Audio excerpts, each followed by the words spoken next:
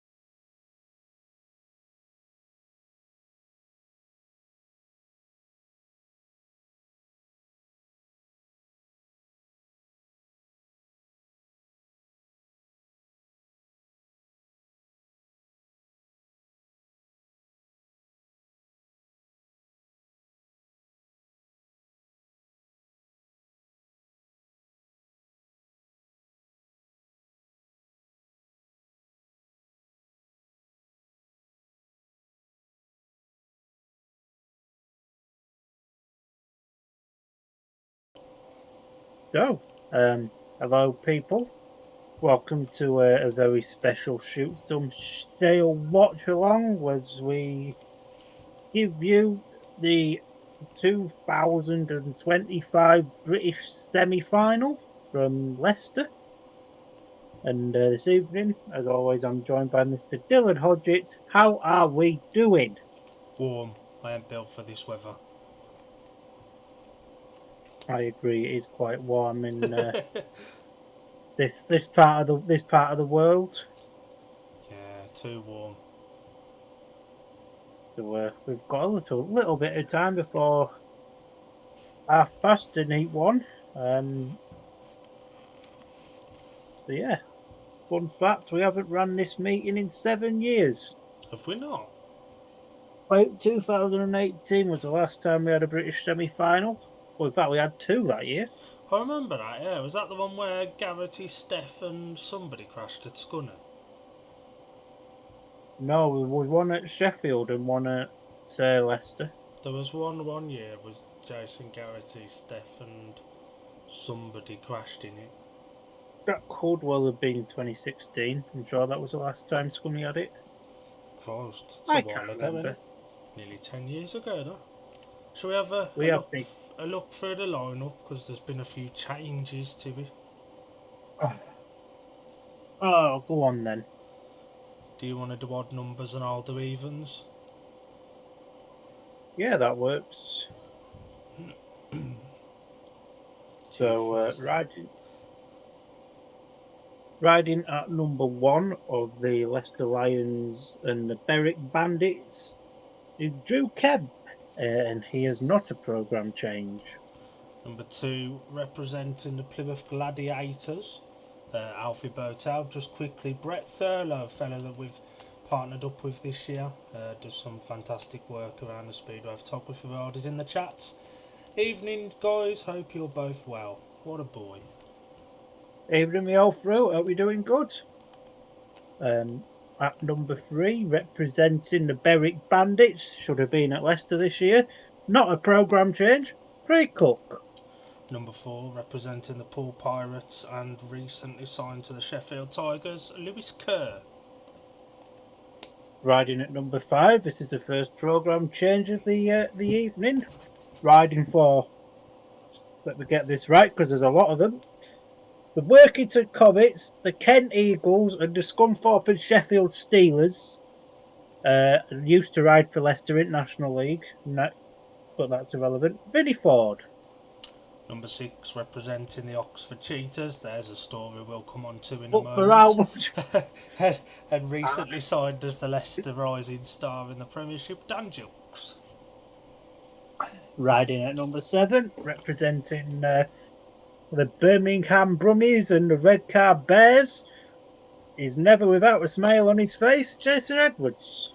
Number 8, representing the Kings Lynn Stars and Glasgow Tigers. I think he used to race for Leicester's National League team as well. Ashton Bowden. I think you're right. Riding at number 9 is one of my own. He's not a change. He's the King Connor Mountain. Number 10 representing the Glasgow Tigers and the Sheffield Tigers. He likes the Tiger, does Leon. Leon Flint. At number 11 is one of my own. He's one of our own. He's the D&D media team captain. That's Simon Lambert. Number 12, the man we affectionately know as Bob, representing the Bury Bandits, recently released from the Sheffield Tigers, Daniel Hume. Unlucky for some at number 13. Unlucky not to be in the Championship this year. Representing the Scunthorpe and Sheffield Steelers and the Kent Eagles, Nathan Ablett. Number 14, representing the Glasgow Tigers and the Ipswich Witches, having another fantastic season so far. One of the favourites for me going into this meeting, especially with his Leicester experience of the past, Dan Thompson. Right, number 15. Representing the sponsorless Plymouth Gladiators, his brother, Joe Thompson. And number 16, recently released by the Leicester Lions as the rising star, representing the Berwick Bandits, I think. He's in it, yes. Yeah, he is, yeah. Sam Hagan. And the first reserve today, representing the Bellevue Colts and the Glasgow Tigers, Yeah. I want to say. Yeah. Potter. And number 18, the second reserve, representing, is it the Edinburgh Academy he rides for? Yeah. Edinburgh Academy and the Poole Pirates, Matt Marson. Decent looking lineup that, Palmer. A couple of withdrawals. Jordan Jenkins is out after a crash last night, which we'll come on to in a moment. Ben Barker's out after dislocating his shoulder on Saturday. Is that it? Who's out? Yeah, I think it was just them two changes for today. Obviously, Ben Barker out replaced with Sam Hagan, and Jordan out been replaced by Vincent McVincent. Cult hero of D&D media. What a boy. So should we have a quick touch on last night with the Dan jokes and Jordan Jenkins thing? What an eventful heat behind that was. It was something, wasn't it? Yeah, and I think you'll probably agree with me here. I don't think Dan did anything wrong. It was a mere racing accident, but ultimately, Dan was on his racing line. Jordan come in that far that Dan had nowhere else to go. Yeah, I'm absolutely in agreement with you on that. And there was some rather unsavoury scenes in the pits after, with Oxford team manager Peter Schrock getting a little bit in Dan's personal space, and then Jordan Jenkins and Dan Thompson, Dan jokes, ironically pitted next to each other, had words as well. Yeah, I think JJ, in my opinion, JJ was to blame for that. Dan was on the inside, taking the inside line. Jordan came in from the outside line, very abruptly to the inside, and then bit the dust. You could see it coming for about 2 laps there, couldn't you? Yeah, 100%. I just needed Dan to keep covering the inside and Jordan to cover the outside, but Jordan had other ideas. And it will be interesting to see. We were hoping that we're gonna both be in this one, because they were due to line up in Heat 2 together, but Jordan withdrew due to injury. It'll be interesting to see the fallout from that. Peter Schreck and JJ were both far from impressed with Jilksy, but like you've said, I don't think Jilksy did a whole lot wrong, if I'm honest. And let's be honest, talk of the devil when he comes on our I was just going to say, say his name and he appears. I believe in Dan Jilks, clap, clap. But even if, because by the looks of things and by the sounds of things, Dan wants to leave the toxic environment of Oxford, and I don't blame him. He's not going to be short on championship offers. No, we'll see what happens, but I think obviously we watch the stream, and it's not a good look when the team manager is in the pits throwing his arms around and getting right in his rider's face. And Peter Schroek should feel a little bit embarrassed by that, if I'm being honest. He shouldn't be embarrassed of his supporters telling him he's a useless knobhead on social media. He should be embarrassed of himself for being an embarrassment to Speedway. Yeah, was a very unprofessional response, weren't it, for what I tell you happened? what, though, fair play to Dan Jokes for keeping his cool, because Oh anybody yeah, else would have just shoved him and chinned him out of the way. yeah.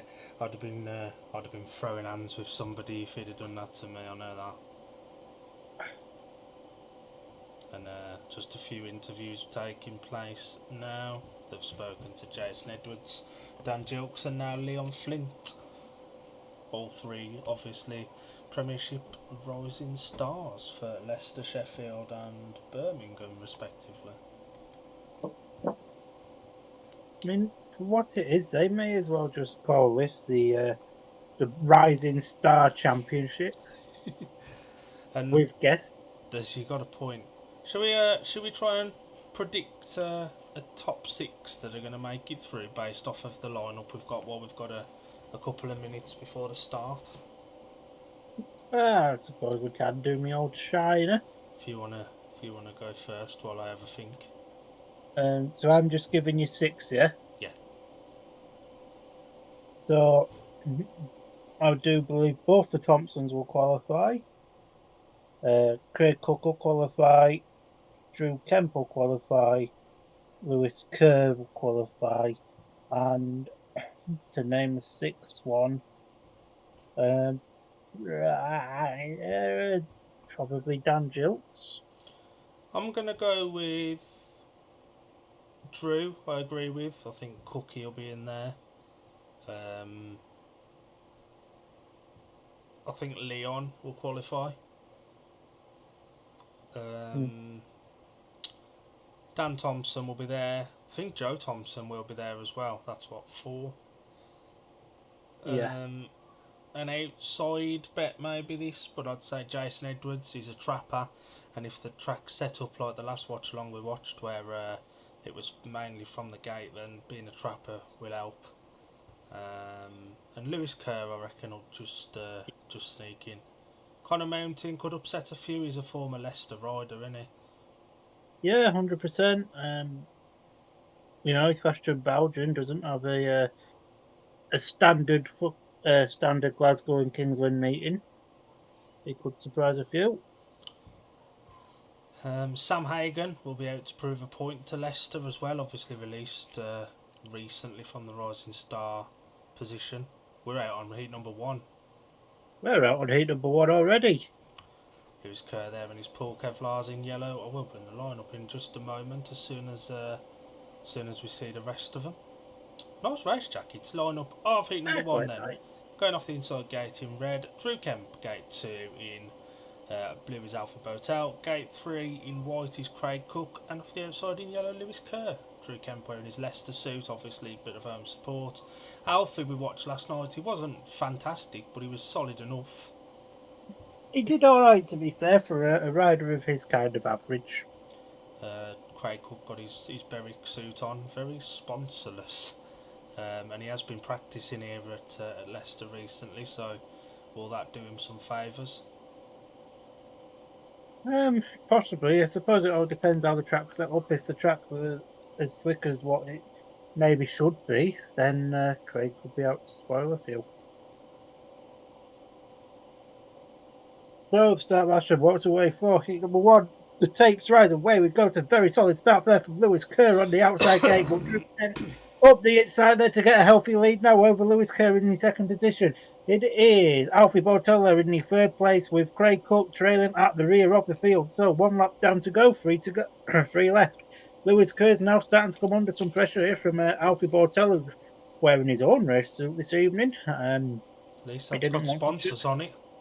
He didn't want to show off the sponsorless Plymouth suit, but there's a big battle now on for third as Craig Cook's looking to come round the outside here of Alfie Bortel. Lewis Kerr's extended his gap there into second, and it's a big battle now for the third and fourth place positions. The one bad ride could be your biggest cost here, but Drew Kemp's out there. He's leading by example. He's got all the home track knowledge in the world in this one. And Craig Cook, try as he might, he's not really making much gain now on Alfie Botel here in Heat 1. As Drew Kemp passes the line with a wheelie with Lewis Kerr in second. Good ride from Alfie there, because I think before the race you'd have expected maybe a 0 in that. Drew flew from the tapes. The old song Drew comes to fly over. He certainly was in that one. Oh, 100%. Well, I mean, I thought Kerr made a blistering start there, but fair play to Drew. He rode a good home straight to first and second bends, and that was it. He was gone. Hit 1 was a win for the rider in red, Drew Kemp. Second in yellow, Lewis Kerr. And third in blue, Alfie Botel. Craig Cook finishing at the back, and the stream says that was sponsored by Leicester's title sponsor, Watling JCB.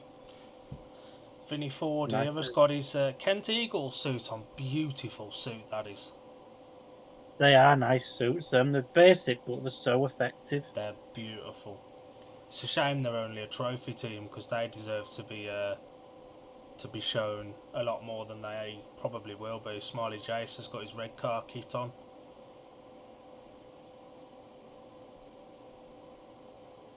Yeah, 100%. And I'd expect Jilksy to have his new Leicester Lions suit on. Yeah, I'd imagine so. Is that Ashton in yellow? Yes. He's got his Glasgow suit and bike covers on.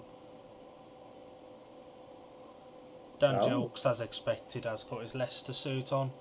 And his Leicester fork covers on as well. It's gone full Leicester tonight.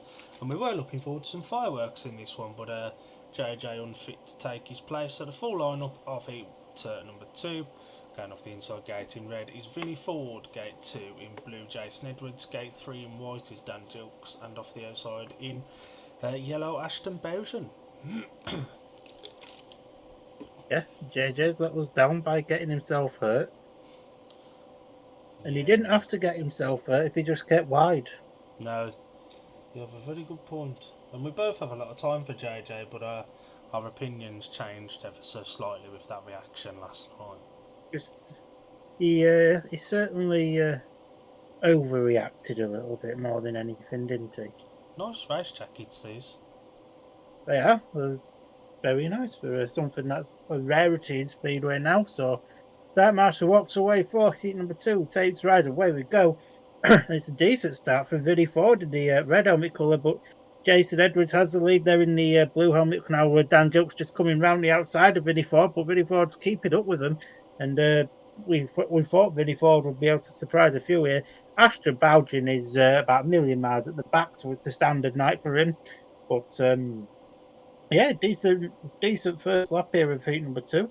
Jilksy now leading with his former red car teammate Jason Edwards there in the second position. And if Jason Edwards isn't careful and doesn't make a slight mistake, Vinnie Ford will be through, because Vinnie Ford's not a million miles off the back of Jason Edwards here. And obviously Vinnie had ex-Leicester Lion Cub from back in the day, as we go into the last lap now. And Dan Jilks has got a big enough lead now over Jason Edwards for Dan not to worry about anything. Jason Edwards riding a very solid race there, and it's a very impressive third place for Vinnie Ford as well.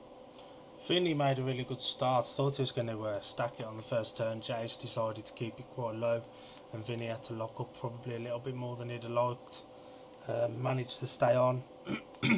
Belgium was never in it, and other than a couple of glimpses at Kings Lynn on Monday against a very poor Oxford side, Ashton Bowden's having a really, really tough season. I thought that meeting was brilliant. Just say. Good ride for Jilksy. A great way to get yourself settled into your home track, isn't it?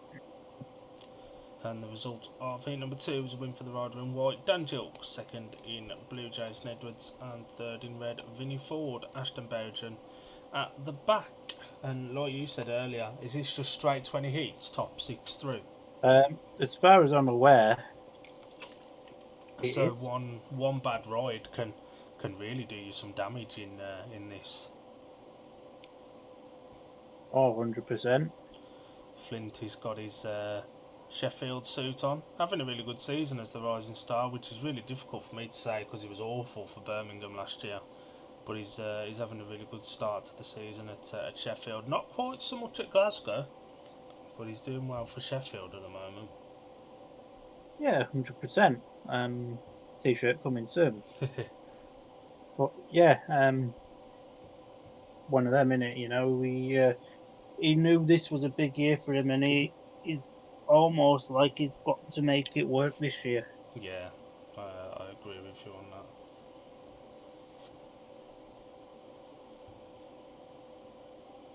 And for saying he's only 22, he feels like he's been around for about 34 years. Is that Blit in white? It's got new bike covers on in it.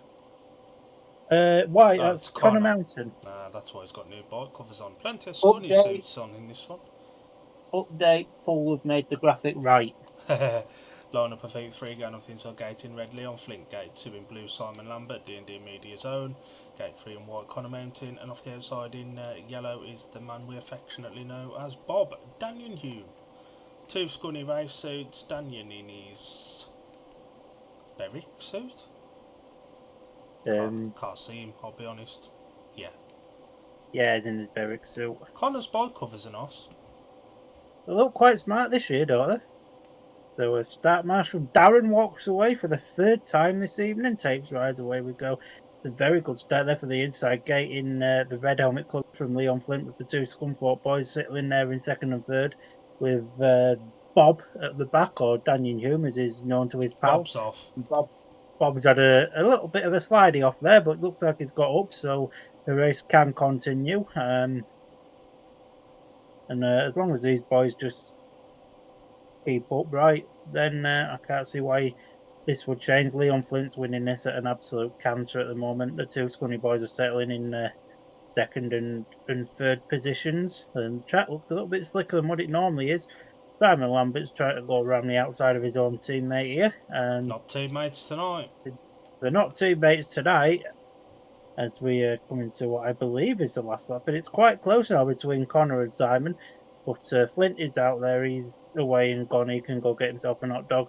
Well, Connor Mount is riding a very good defensive ride here to keep Simon Lambert at bay as we come round the final 2 bends. And Connor just does him.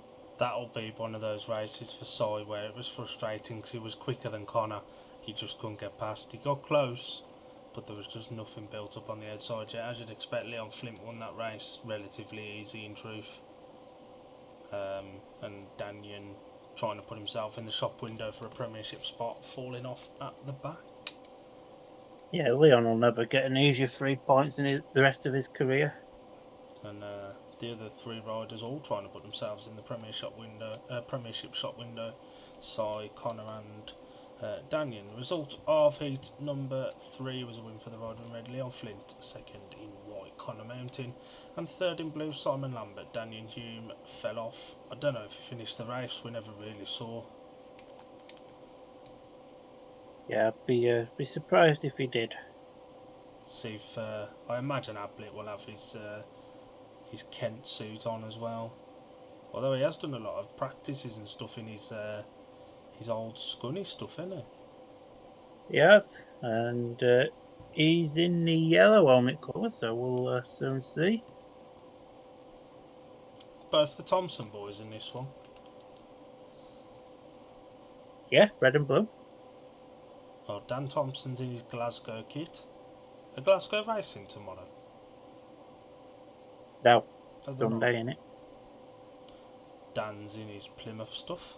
Joe's in his Plymouth Joe. stuff even. He had a good night Joe last wants night. He had a really good night last night for Plymouth. Joe wants to show off the fact Plymouth haven't got a title sponsor. Covered up by that beautiful race jacket.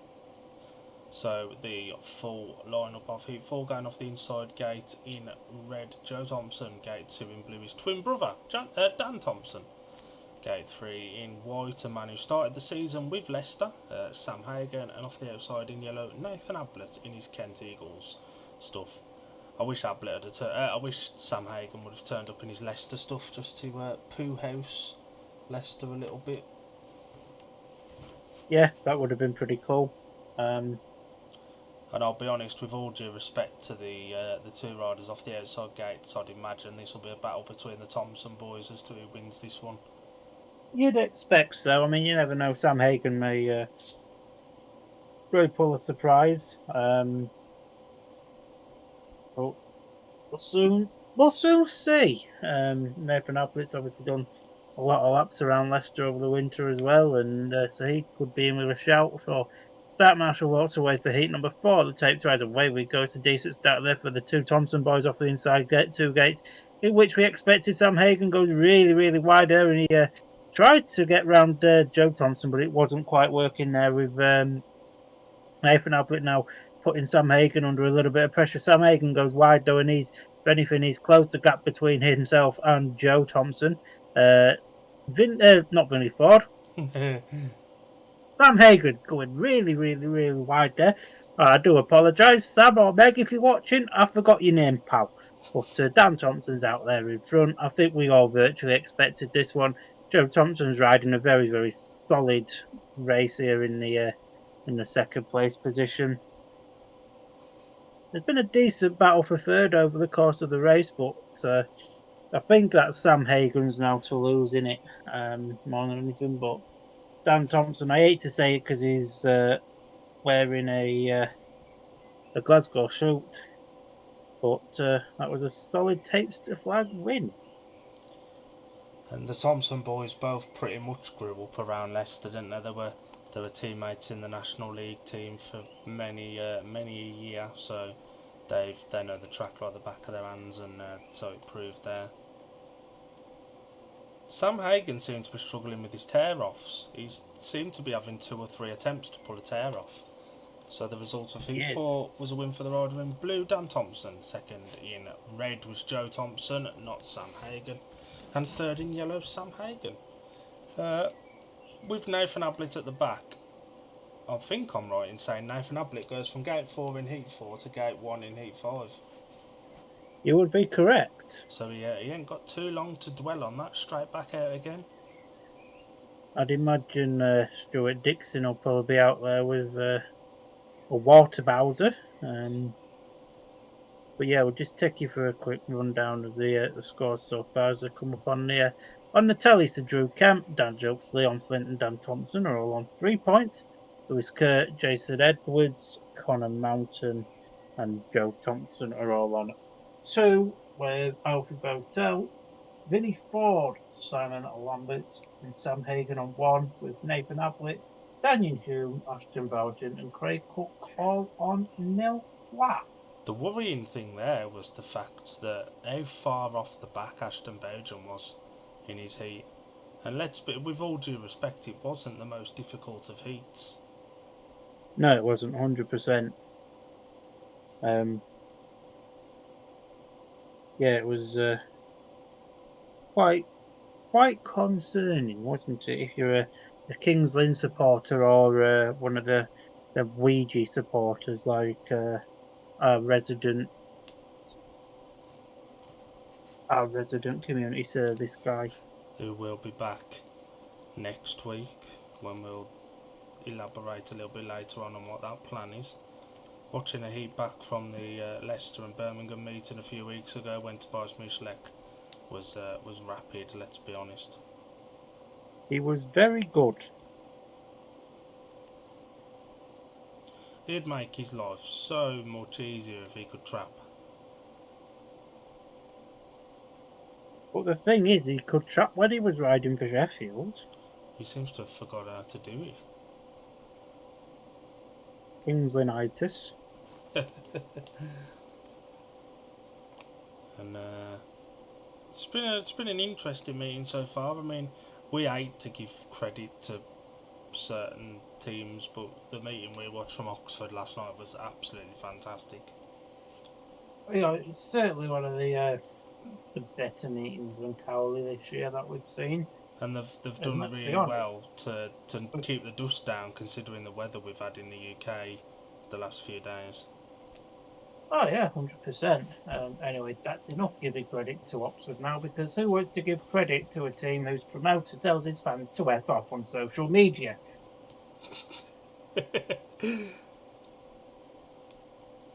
If you're part of the Oxford Speedway supporters page on the old Facebook, you'll know exactly what we're talking about.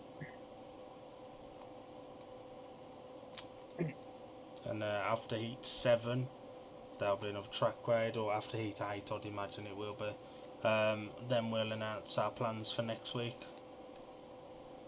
That sounds like a good plan to me. But it's going to be a good week for us. I think. Well, a good day for us.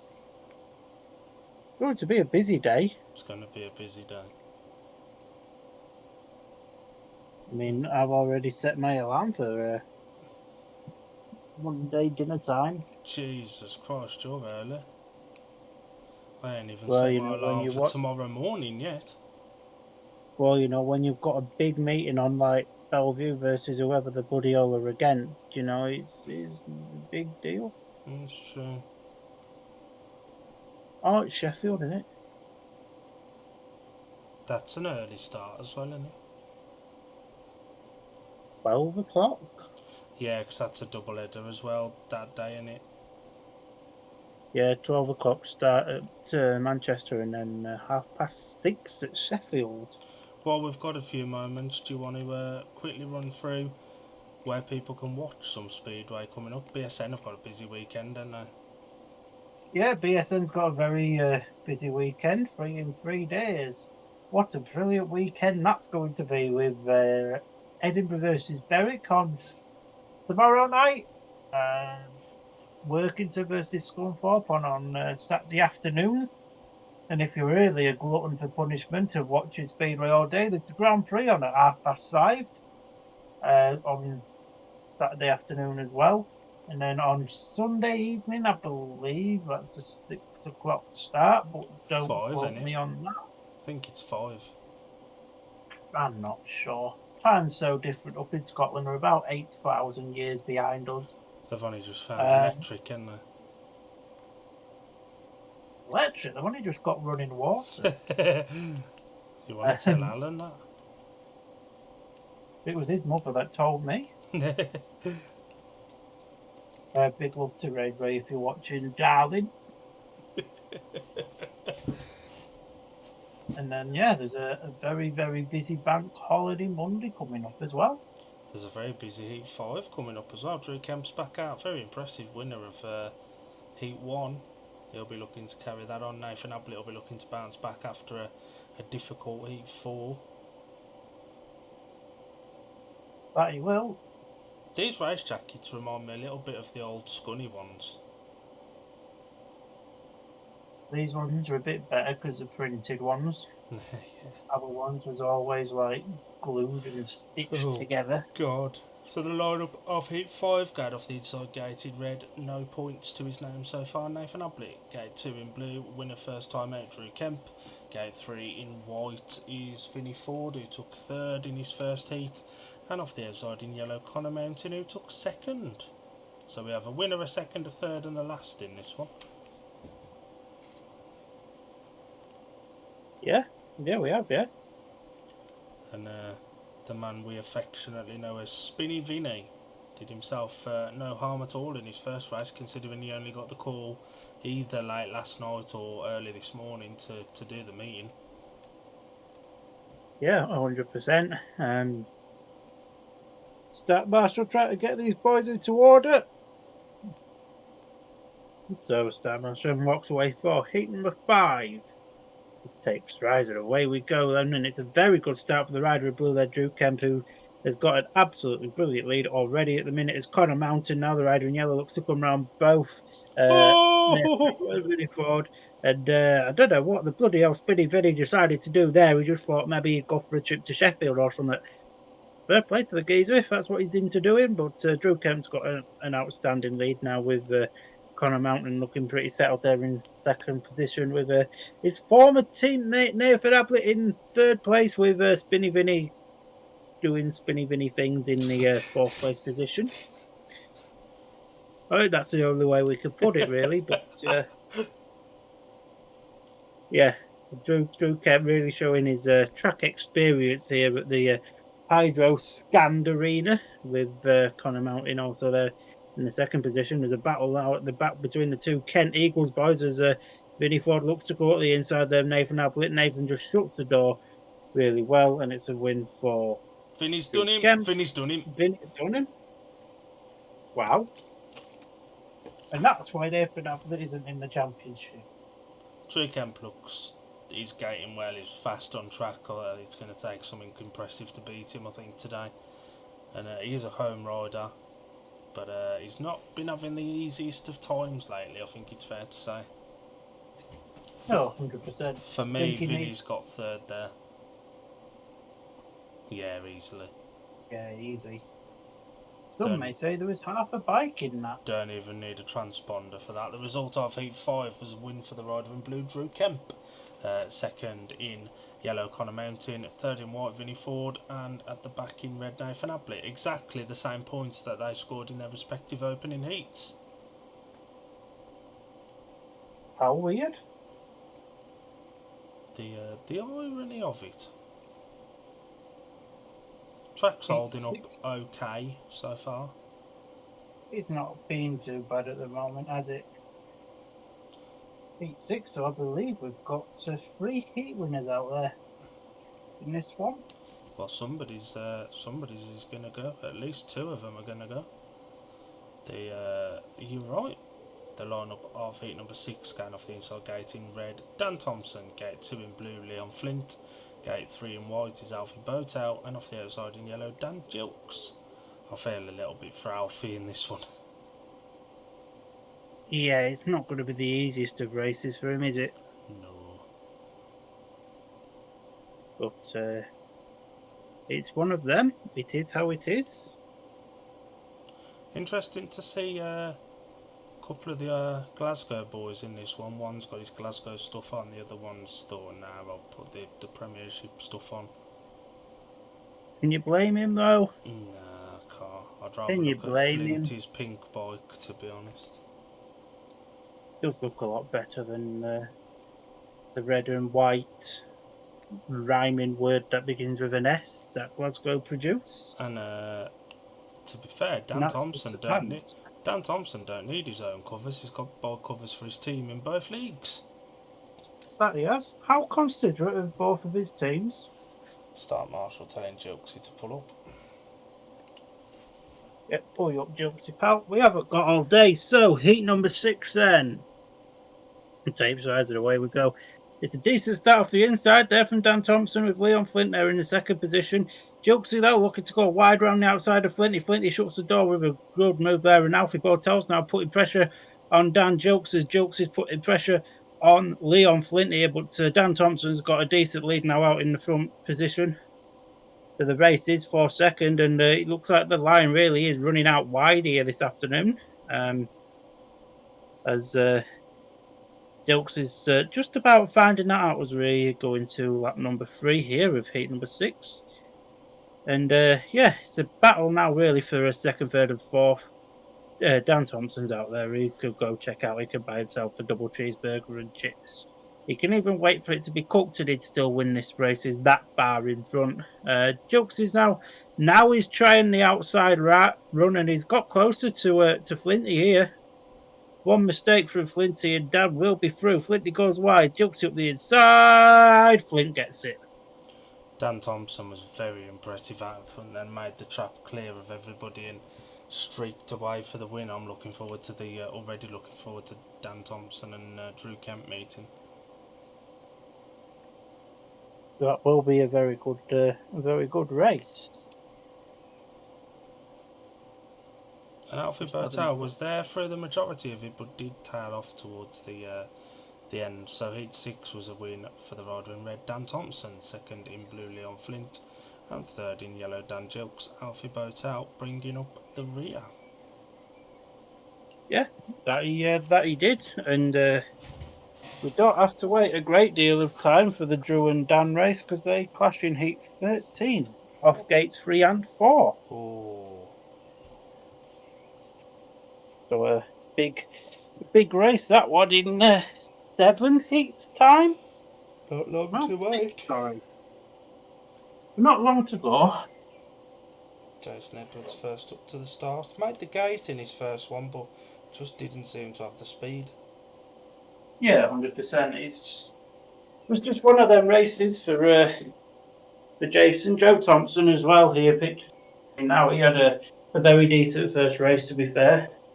Wasn't a million miles off his brother. Simon Lambert had the speed in his first one, but just couldn't make a pass. And to be honest, Craig Cook was poor. Heat 7 going off the inside gate in red. Simon Lambert, gate 2 in blue is Joe Thompson. Gate 3 in white, Jason Edwards. And off the outside in yellow, Craig Cook.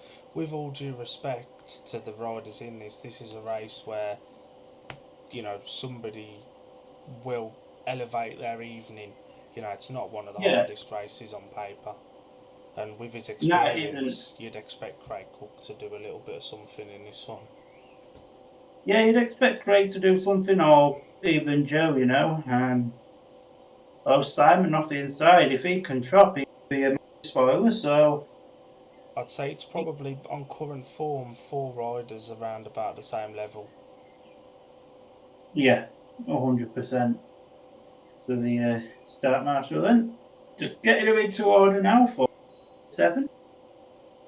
He walks away, the tapes rides away. We've got a beautiful start there from the rider in blue, Joe Thompson. Okay. There with, what a ride there from Craig Cook. Come through, Jason Edwards and Simon Lambert. Now Craig Cook giving it to Jason Edwards as Cook goes round the outside with a beautiful move there. And I never thought I'd say the day where I said Craig Cook made a beautiful move. Something's changed in him this year, but Joe Thompson now holding off the challenge of Simon Lambert there in this position. With now it looks like Jason Edwards is starting to pressure Simon Lambert for third. So yeah, a very good race developing here. Although Craig Cook's away and gone, he could go and buy himself a cheeseburger. And Simon Lambert and Jason Edwards seem to be getting a bit close each lap, but I think Simon's just riding up the right line because the line really is out wide. Although Jason's getting closer now, but Simon says, "No, you can't come through. Sorry, pal." As we come round bends 3 and 4 for that was it. That was the last time. Jason Edwards was riding the inside line all of that race, and the lines moved out. Everyone else was on that. And the one time Jason did move out was the last turn when he was too far behind, and that sums up Jason's season because, being brutally honest, he's been poor so far this season. He hasn't been the best, has he? What's Sai got written on the back of his Kevlars? I think it says something like how much for cash, which, if I am right in thinking, all the Scunthorpe team last year used to take the mickey out of Nathan Ablett because Nathan is a little bit and has never used cash in his life because he's always had it on card. Oh, the result of Heat 7 was a win for the rider in yellow. Brilliant move as well. Craig Cook, second in red, Simon Lambert. No, it wasn't. It was second in blue, Joe Thompson, and third in red, Simon Lambert. Leicester. That's the second time tonight, Leicester. I've got that results graphic wrong. Wouldn't get that with them two fine chaps at that D&D place. Never heard of it. And with all due respect to the riders in this one, Lewis Kerr should be winning this race at Canter. Should be. This is the race Ashton Belgian gates and goes. The lineup of Heat 8 riding in red off the inside Lewis Kerr, gate 2 in blue is Ashton Belgian, gate 3 in white Daniel Hume, and off the outside in yellow Sam Hagen. Lewis Kerr 2 points on his own, the other 3 riders 1 point between them, and that belongs to Sam Hagen. One of the other 2 are going to score. To be fair, I think it'd be a step forward for Daniel if he just completed the 4 laps and then looked at scoring his third race. It's baby steps. Baby steps. That's all we need to take. Are you in the bathroom? Bob, if you're listening, could you hear the echo? Yeah, is it cooler in there, is it? It's a lot cooler in here, which is why I've moved in here. But I will relocate back to normal places very shortly, so Heat 8 then go. And as we expected, really, good start with rider in red, but Daniel Hume there in the white. Hagen round the outside as well. Nobody expected a race as good as this. And we all expected Lewis Kerr to win this at a Canter. But he's in third and Hagen now around the outside. He's really putting a show on for He's Stuart Dixon fucked there. it. Oh, Jesus Christ. Yeah, I'm glad the young man stayed on his machine, to be fair. Now we've got the result we kind of expected with Kerr out in front, and Sam Hager's still running really, really wide. If he hits that fence, just let him kiss it. The Daniel Hume there in third place. Ashton Bowden is absolutely atrocious and should be nowhere near a British Championship. But Lewis Kerr's now winning this at a canter. Sam Hagen putting up a very good show, to be fair to him. Second position with Bob in third. I don't see Ashton Bowden scoring in this meeting. He's awful. He's atrocious. I very much expect him to be the next rider without a championship team, because Glasgow won't stand for below par performances for long, and he made a gate there as well. He dropped the clutch anyway, and then he just bogged down, and he looked like a National League rider after that. You know, this Ashton Bowden would give James Jessup a run for his money. Brilliant move from Sam there to get into the lead, and then got himself all out of shape on the next turn. Locked up, Louis Kerr straight through. Did well to get back on it to retain second. Yeah, it was a cracking ride from the young man. The result of Heat 8 was a win for the rider in red, Lewis Kerr, second in yellow, Sam Hagen, and third in white, Daniel Hume. Ashton Bowden at the back. So the top 8 or 9, whatever's on the screen, is as follows. Drew Kemp, 6. Dan Thompson also on 6. Lewis Kerr on 5. Leon Flint on 5. Dan Jukes on 4. Connor Mountain on 4. Joe Thompson on 4. And Craig Cook with 3. They're only going to show us the first 8. The second 8 don't count. It's only the top 6 and this that go through, innit? Yeah, there's not a lot of people here, really. The crowd looks sparse, to say the least. To be fair, when we've had British semis at Scunthorpe, and the one I went to at Sheffield in 2018, the one at Sheffield, you was lucky if you had about 50 people there. It wasn't ideal. But while we've got a quick break, we've got an announcement to make. Oh, go on then. So, Bank Holiday Monday.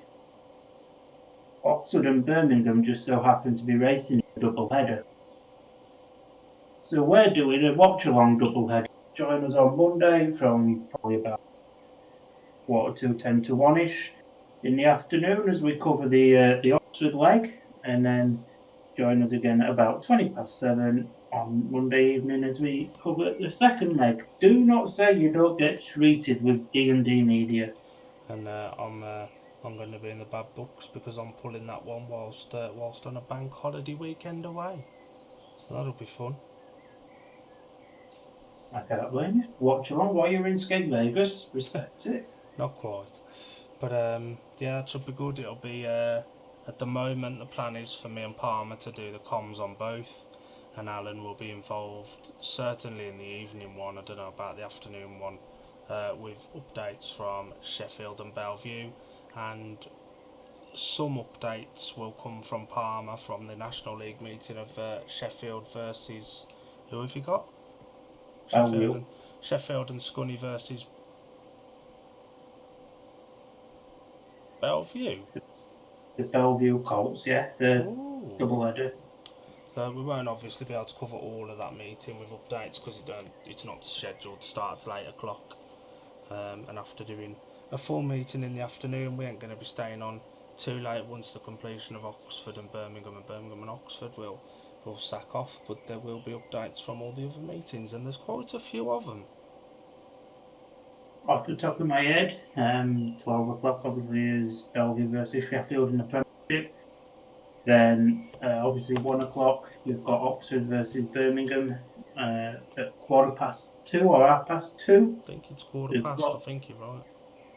we've got Ipswich versus Kings Lynn, and then we've got a little bit of a gap. 6:30 will be Sheffield versus Belgium Premiership.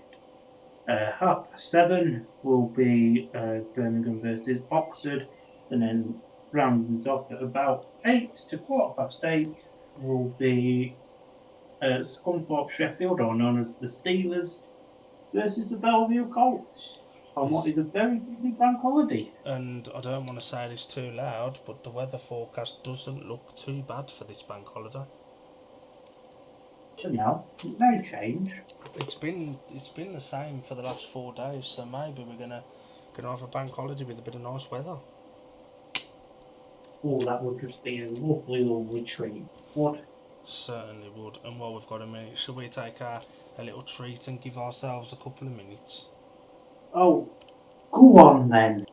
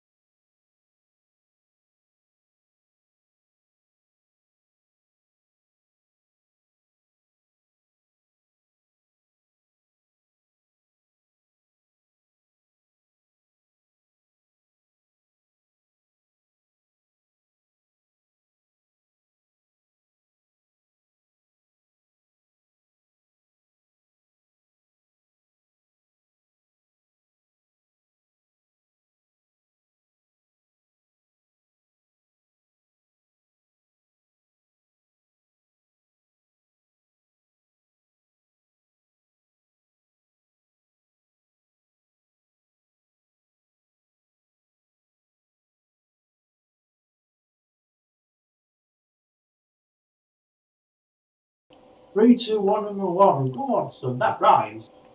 So we're just awaiting the riders to come up to tapes for heat number 9 now, with Kent defends his unbeaten maximum.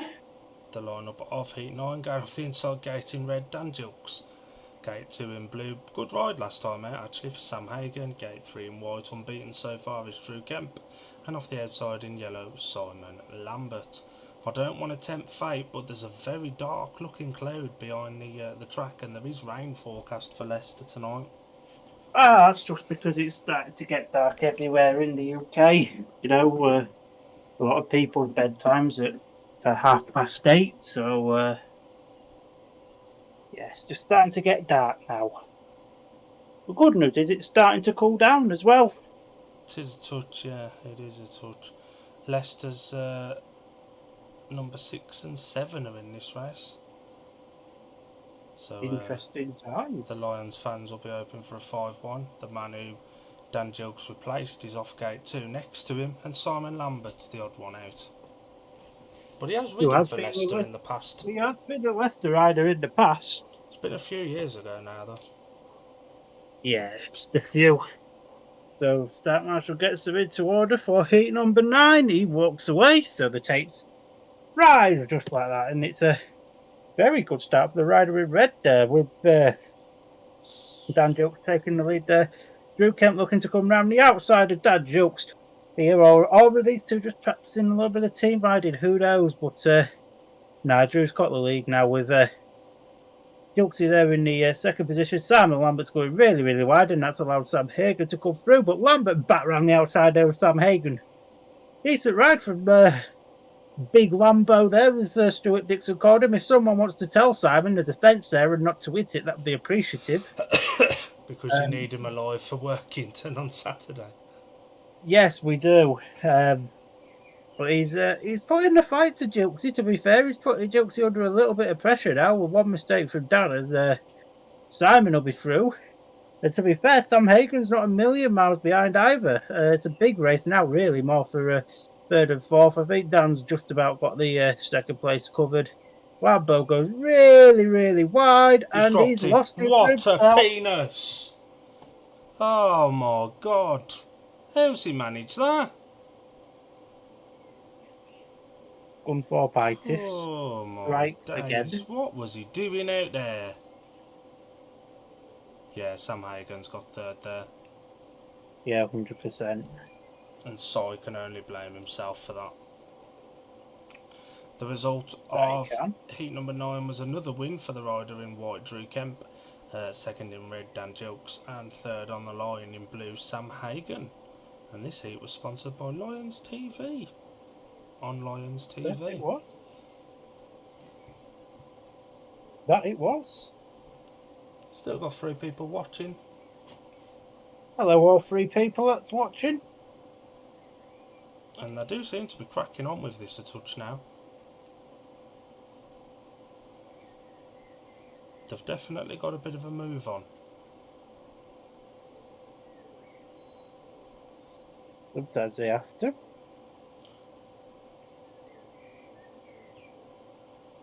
But riders come up to heat 10. Daniel Hume off the inside gate. He'll be looking to make that count. The full lineup of heat number 10 off the inside, as Palmer just said. In red is Danny and Hume, gate 2. In blue, Vinnie Ford, gate 3. In white, Joe Thompson. And off the outside in yellow, Alfie Botel. 2 Plymouth riders off the outside gate.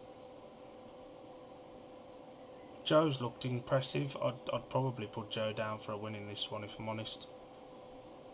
Yeah, I can't see anything past there, to be honest. Spinny Vinny's not done too bad. No, 100%. He's certainly impressed for saying he's only really ridden national trophy meetings for now. Yet to make his Steelers debut, and obviously Workington aren't ridden yet in the championship. Their first meetings this weekend Against Scunny. The irony is riding against Scunny on Saturday and riding for Scunny in Sheffield on Monday. Workington are riding at Redcar tomorrow, so they start their season at the Echo Arena. So heat number 10 then Startmaster walks away. The takes rise away we go. It's a decent start there for the rider in the blue helmet colour, Vinnie Ford. Vinnie Ford's just about got the lead here. This is a bit of a shock. Daniel Hume there in the second position with Joe Thompson in third. Alfie Botel struggling towards the rear of the field. Joe Thompson goes really, really wide here, and Joe's going to be looking to put the pressure on Bob. Now Bob goes wide to try and get a better of Vinnie Ford, but Thompson looks to come at the inside there of Hume. Not quite worked out. What a moment this could be for Vinnie Ford. Now Hume goes really, really, really wide, and he's looking to get closer to Vinnie. As he does get closer to Vinnie, not quite past him, but he got a lot closer. And Alfie Botel's now starting to put Joe Thompson some pressure there in third. This is a cracking ride there from Vinnie Ford. Hume though still going quite wide, and he's gaining closer to Vinnie. To be fair, but Vinnie, barring any form of mechanical failure or slidey offy or anything that Vinnie is very capable of doing at any given moment, he's got this one in the bag. And they come round the bends for the last time, and Spinny Vinnie takes a winnie. She's getting a bit dusty now, isn't she? It is. Who'd have put Joe Thompson for third in that one? And Vinny's a rider who rides with his heart on his sleeve, so one of the people we work with, Brett, the photographer at Workington, will be very happy with that one. His rider doing a solid there. It wasn't the hardest lineup in the world, don't get me wrong, but you'd have still not put Vinny to win that race even on paper.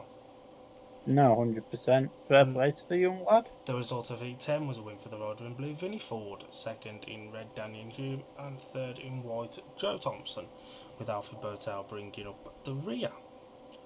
Halfway through this meeting, we've started to get some positions taking shape now. There's been an upset or two in there as well, though. That there has. Nobody saw Vinny doing that. Craig Cook back out here in white, absolutely fantastic ride in his second one after running a last place in his opening ride. Brilliant ride in his second one to come from the back from the start to slice through everybody else like a hot knife through butter. That is a quote from yours truly with a t-shirt maybe coming soon. No, your quote is like a knife through hot butter. Same thing, innit? Wow. I like Connor's helmet. It's quite nice, isn't it? It's funky. And Connor's a rider that's been a bit unlucky with Premiership spots, and he had a fairly solid season at Sheffield a couple of years ago, and then he's just not had much of an opportunity anywhere else since. No, obviously last season he was with Bellevue, but Released early on, weren't possibly wrongly released, I would say as he? well. Oh To be yeah, honest, I'd argue that. Heat number 11 riding off the inside gate in red is Ashton Bowden, yet to score. Gate 2 in blue Connor Mountain on 4 points, Gate 3 in white Craig Cook on 3 points, and Gate 4 unbeaten so far Dan Thompson on 6 points. 2 Glasgow riders, a Scunthorpe rider and a Berwick rider in this one. big up King Con. Hopefully, he could have a decent ride. And there will start to be some concerns about Ashton, I think, especially if he runs another last year. It's not the easiest of lineups, to be honest, but he ain't looked close even in the easier lineups. No, it hasn't. But we'll see how this one goes. So, start marshal up to race for Heat 11. The tape says away we go. It's a beautiful start there from Dan Thompson off the inside gate there in Dan's the off red 4, helmet. Bowden's off 1, and he was rolling, which is why the race has been stopped. My apologies. It's them stupid I've matching bike covers. It is.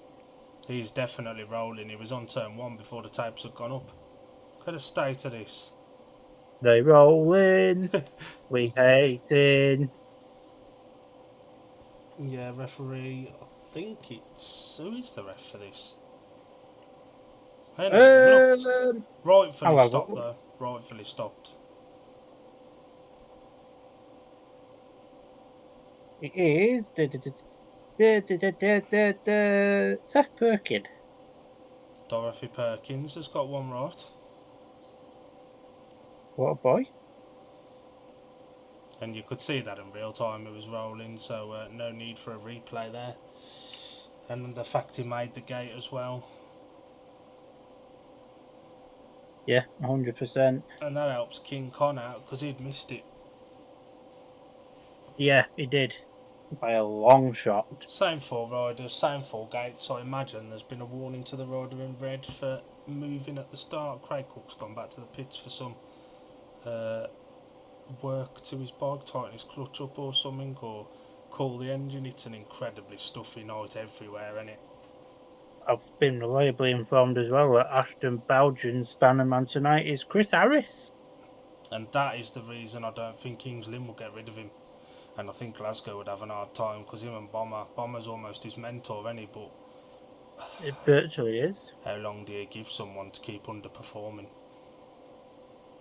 And Glasgow are a team that target success every year. We always have a little bit of a dig at them, but they do target success every year, and they won't tolerate one of their main body riders underperforming consistently. They're almost like Paul, aren't they? Yeah. Blood demand success year on year. Start marshal and walks away for Ashton 11. was The rolling green again. one. That was another roller there from Ashton. What And the f is he doing? Ashton just can't be asked, I don't think, to be honest. Dan Thompson's there, he's got a lead, and that actually is Dan Thompson this time. It is Craig Cook there in second place, being put under pressure now from Connor Mountain in the third place here, and one mistake from Craig, and King Con will be through. Dan Thompson's got one hell of a lead here, though. It's hard to see where anyone's going to beat him now. So we're looking forward to the race with Drew Kemp. Connor, what the bloody hell are you doing, pal? Yeah, thanks for scaring us, Connor. Pal, greatly appreciated and all that. You owe me a pint. But Dan Thompson, he could go to the Mackies in the precinct about half hour's walk away, get himself a good Mackies, come back, eat it, and he'd still win the race. That's how far in front he is. And just like that, he's won the race. I think Ashton Bowden stopped there because he knew he was rolling and he would have been excluded anyway. So rather than having the race stopped, he just pulled up. Because he was definitely rolling again. Smart thing to do. And I do wonder, he's been carrying some knocks this season. I do wonder whether he's going to going to call it a day now for tonight. The win of heat number 11 went to the rider in yellow, Dan Thompson. Second in white, Craig Cook. And third, after giving Palmer a heart attack, in blue, Connor Mountain. Ashton Bowden brings up his third duck of the evening. Straight on with heat number 12. Yeah, That it is. I think Ashton may have pulled up there because he knew he was rolling again, and rather than the reds coming on again, he may have had an engine issue, but there was clearly movement again, so it would have been excluded either way. Yeah, I can't disagree with that, me old fruit, to be honest. But I've just got a good feeling he may end up pulling out now, and we may see Freddie Hodder or Matt Marson, or both taking the last couple of rides. Heat number 12, the line-up going off the inside gate in red, failed to score so far. Nathan Ablett, gate 2 in blue is Lewis Kerr on 5 points. Gate 3 in white, also on 5 points, is Leon Flint. And off the outside in yellow on 2 points, Jason Edwards. Jason needs a win here, it's as simple as that to have any hope of progressing. Gate 4 is working at the moment though. That it is. Yeah. Big races, heat number 12. On experience, you'd fancy Louis Kerr, but on form and in the season at the moment, you'd fancy Leon Flint. Yeah, 100%. No, Kerr and Edwards could pull up a surprise. But I think it's safe to say we're all expecting Ablett to finish last year, so tapes rise, away we go. And to be fair, Ablett's made a decent start, but it's the rider in the yellow helmet colour, Jason Edwards, that's leading, just with Lewis Kerr following there in second, with Leon Flint now trying to go absolutely around the outside of him there in the white helmet colour. Nathan Ablett now, as we expected, is at the back. So, yeah, Leon Flint looking to make a good ride around the outside here of Jason Edwards. It's a cracking ride between these two British young talents. Both, I believe, they're both only 22 years old. The former Sheffield Rising Star, still leading the current Sheffield Rising Star with Lewis Kerr, the Sheffield Reserve, not a million miles behind. But this is a very good defensive ride here from Jason Edwards to stop Leon Flint. Through. That Flint goes wide now when the rider in blue there, Lewis Kerr, can't really capitalise. And Smiley Jason is affectionately known to his mates. Fantastic Texas first ride. win of the afternoon. And he needed that to keep himself in with any sort of opportunity. Puts himself onto 5 now. Good defensive ride, as you said. Good battle between the two. Obviously former Sheffield Reserve versus current Sheffield Reserve. Former Brummies Reserve against current Brummies Reserve. How are the joys of Speedway? Heat number 12 was a win for the rider in yellow, Jason Edwards. Second in white, Leon Flint. And third in blue, Lewis Kerr. Nathan Ablett wasn't a million miles off the back there, to be honest. And in a lineup with riders who have plenty of Premiership experience, there's no harm in that. No, 100%. Vinnie Ford is in the top 8. So the top 8 as it stands, even though only 6 go through. Drew Kemp 9, Dan Thompson 9, Leon Flint 7, Lewis Kerr 6, Dan Jokes 6, Craig Cook 5. At the minute, they're the ones that qualify. Craig Cook 5, Vinnie Ford 5. And Jason Edwards 5. Did I not say him? I said Craig Cook twice. Oh, my apologies to Smiley Jace. He's having 2 opportunities to qualify. It's been a very long day, and it's very, very warm. And on talking of that, shall we have a quick minute? Go on then.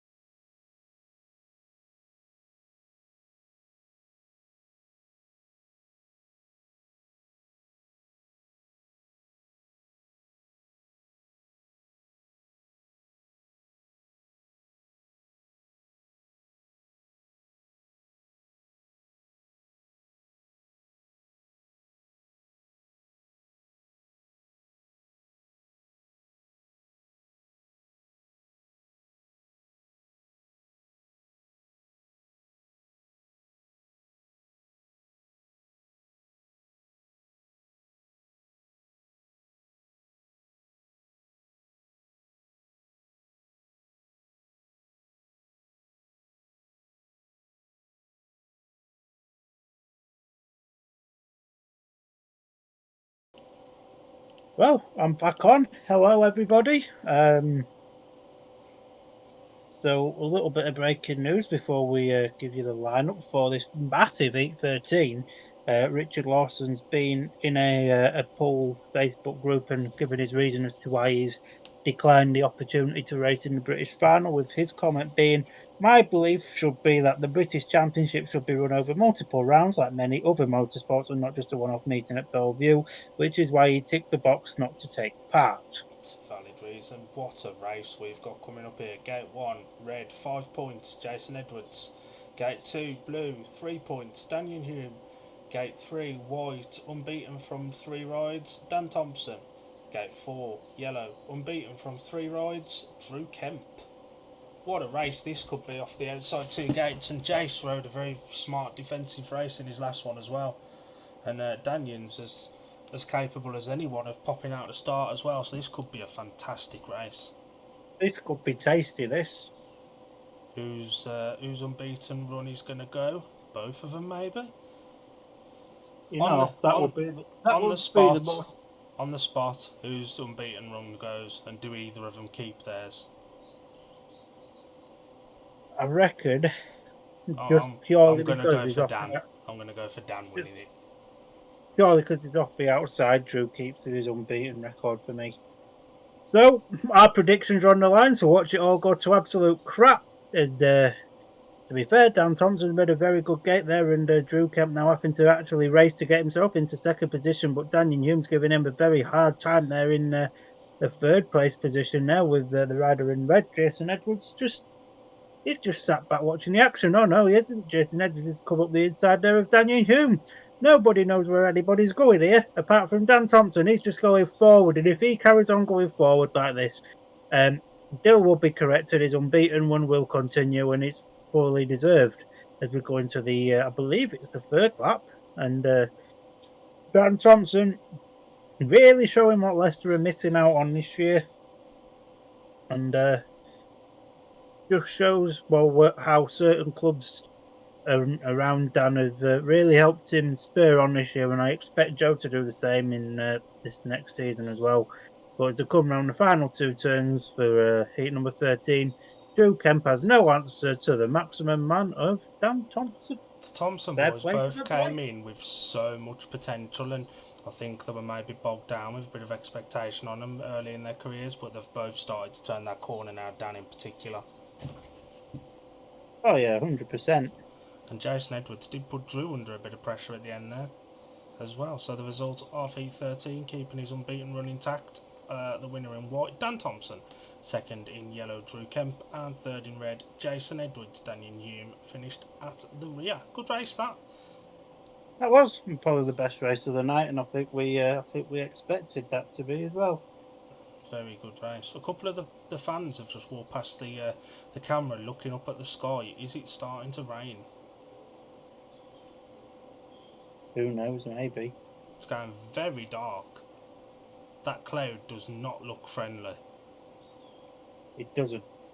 That looks like there could be a cheeky thunderstorm on the way at Leicester, to be honest.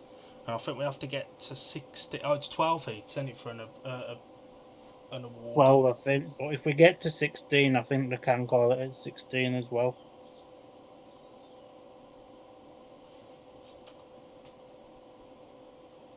And hopefully they manage to get all 20 in. Ashton's still out. He's come to the tapes. Or maybe he's not. That was Alfie. So the line-up expected off heat number 14. Gate 1 in red is Alfie Botel. Gate 2 in blue is Nathan Ablett. Gate 3 in white is Ashton Bowden. And off the outside in yellow, Simon Lambert. Now, with all due respect, Simon Lambert, based off of, well, speed he's had tonight, if nothing really else at the moment, should win this race. I don't think Ashton's coming. Everyone's looking a little bit bewildered towards the pits, and he's just not there. Are we surprised that Ashton isn't coming out here? No. I think that last race was maybe one race too many. I don't know if it's injury or confident he's not going to make it. It's raining. Raining? It is raining. They're going to run this with 3 riders only. Surely there should be a reserving. Oh, he's here. He's just made it. He's Is going to here go. just? Yeah, he's literally a second to go. That was something. That was very close. That so the start marshal walks away. Ashton's Then touched the tapes. Ashton's been timed out. He was rolling towards start line there. He's touched tapes, and the red lights came on. Was he a second or two late?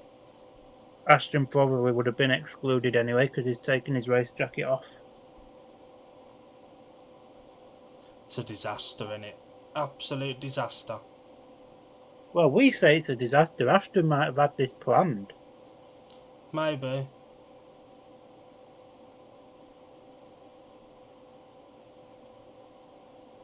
He had no interest in settling there. He rolled towards the tapes and touched them, so he wasn't under starters' orders either. I'd expect Freddie Hodder will come in for this, but it's going very, very dark there. Yeah, I'd expect Frederick Hodder to get a ride here. So Ashton Berrigan will be disqualified for that. I hope they put a reserve in white. Nobody wants to see a three-rider race. Nathan Ablett's bike covers look so much like Tom Brennan's, and Freddie Hodder does come in white. Leicester TV, if you want to buy me a new pen, you can. Is yours dead? No, all this writing I've got to do. Freddie Hodder's a long name to write.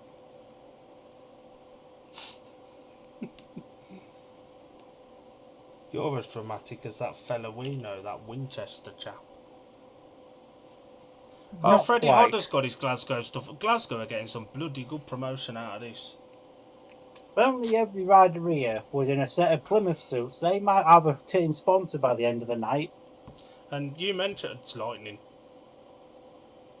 Oh, lightning. I like that. This could be a get to heat 16 and it'll be called. It'd be called. I could see that happening, to be honest.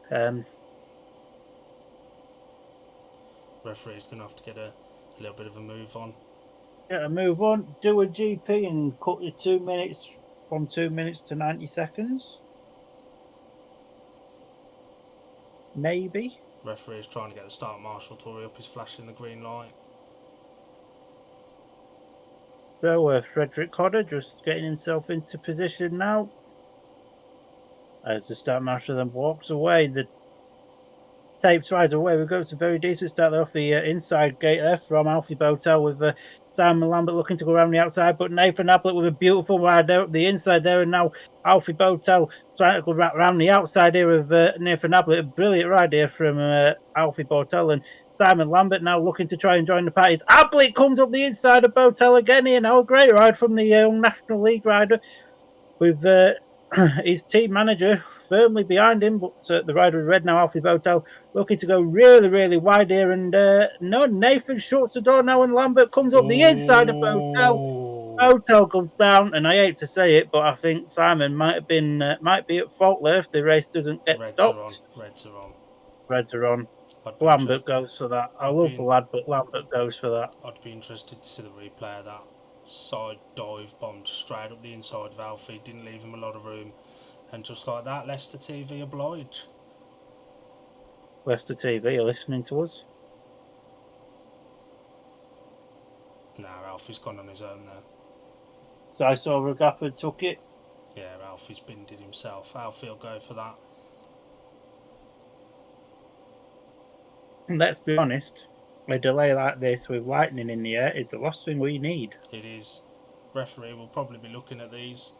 Alfie ran too wide, Size saw a gap. Alfie trials his leg, but there's still no contact. Size nowhere near him when Alfie falls off. No, I agree.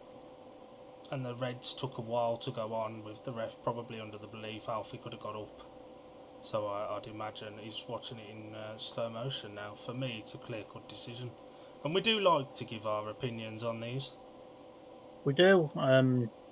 Obviously, my decision about this has changed now. I've seen a couple of replays, obviously. Yeah, Botel's gone on his own there.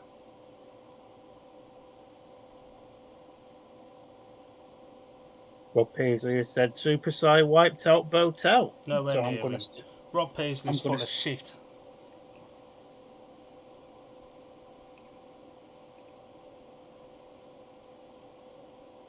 It's chucking it down.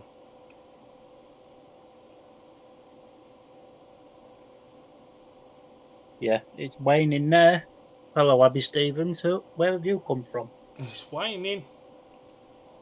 It's waning. Alfie looks like he's done himself a little bit of a mischief there.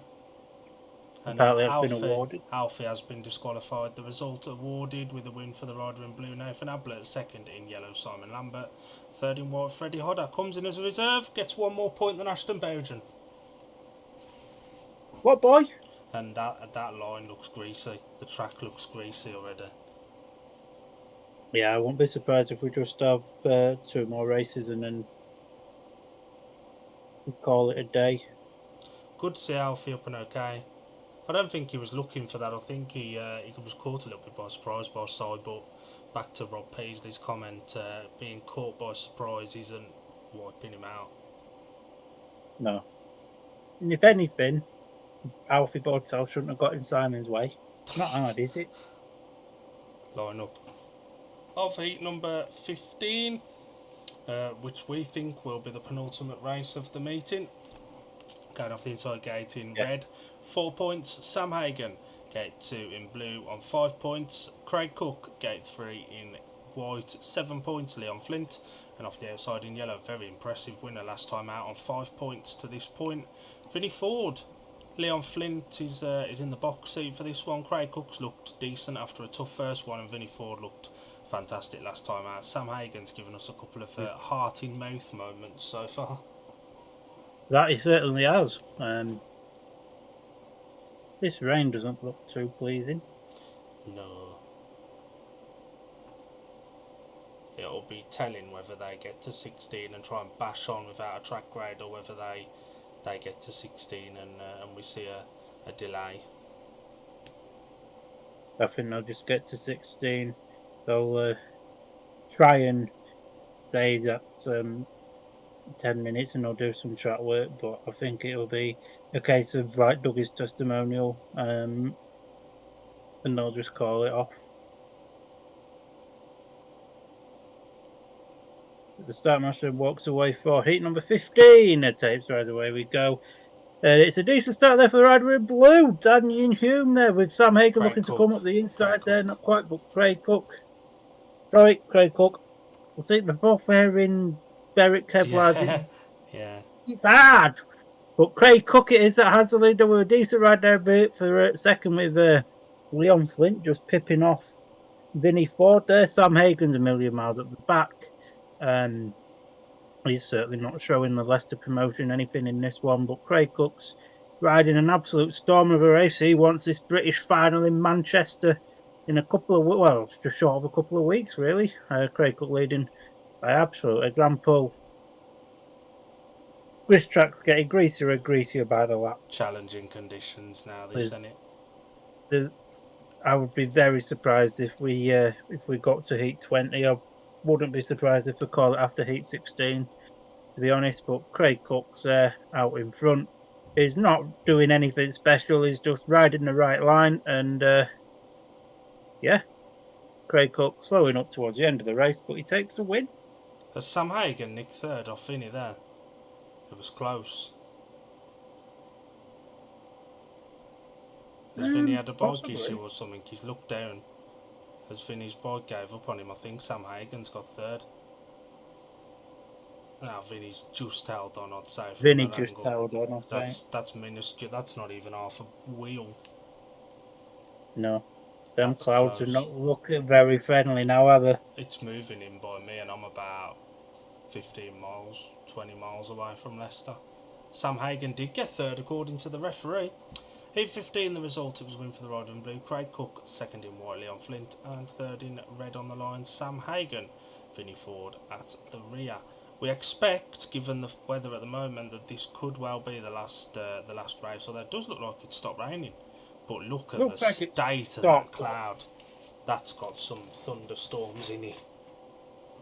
That doesn't look very friendly. That's started to move near me now, so God only knows what it looks like there.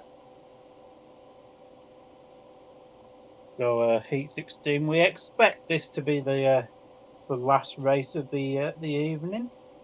and it's got a bit Marley cooler the as dog, well. do you want to come and do some comms, pal?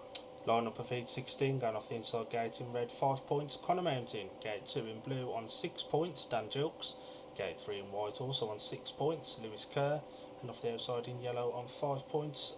Joe Thompson, it's got breezy as well. I can feel the breeze coming through my window, which is probably blowing any bad weather in quicker than it may have come in without the breeze. 100%. Joe Yeah, it's Thompson, still Joe needs a good one here. 23 degrees here in cloudy, sunny. Sunny scunny with some clouds. But it's coming close now to evening in it, and it's starting to cool off a little bit, which is It's always nice. It's the best decent thing. part of the day. The power man that's actually at the meeting has said the rain has passed for now, so we might crack on with the rest of the meeting. Heat 16, the tapes rise away. We go. It's a very good start there for the rider in white. Lewis Kerr there with Connor Mountain in the second position. Dan Jokes battling with Joe Thompson there in the third and fourth place positions. But Lewis Kerr, barring any form of mechanical failures, has already got this one wrapped up and in the bag. Connor Mountain having to ride a very defensive ride here in second. Jokesy looking to run quite wide, but Connor's just gaining that little bit of extra speed to allow him to have that little bit extra leeway on Dan here. But Dan's now started to realise that the line is out wide, and he'll be looking to make a pass on Connor Mountain here. Mountain has to ride very, very defensively here as he does just that, coming down the back straight then, and three come round turns 3 and 4 for the penultimate time, I do believe. Last time. And Connor's got to be really careful here. One mistake from Connor, and Dan will be through. Ooh. As Dan tries the outside run here. Connor goes around to the outside as Jokes well, has done and it. Dan's done it just. Connor was way too defensive there and just not wide enough though. He was sort of stuck in our favourite place, no man's land. There's a fella in the comments, name rings a bell, can't place it though. Alan McNally, evening boys. Hello Alan. I told you he'd join at some point. Anyway, hi Al. Result of Heat 16 was a win for it's lightning again.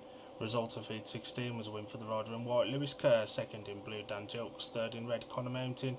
Joe Thompson, disappointingly there, nowhere near at the back. Yeah, that was quite disappointing. The top 6, Clear cut. as it stands at the minute, is Dan Thompson, Drew Kemp, Lewis Kerr, Leon Flint, Craig Cook, and Dan Jilks. Jason Edwards and Connor Mountain make up the top 8. But I imagine the 7th and 8th may end up being meeting reserves, possibly. Or the reserves list in case of injuries or anything. well, the tractor's coming round. There was just a big clatter of lightning as that individual scorer's chart was on the screen. Yeah, I wouldn't be surprised now if this got called, to be honest.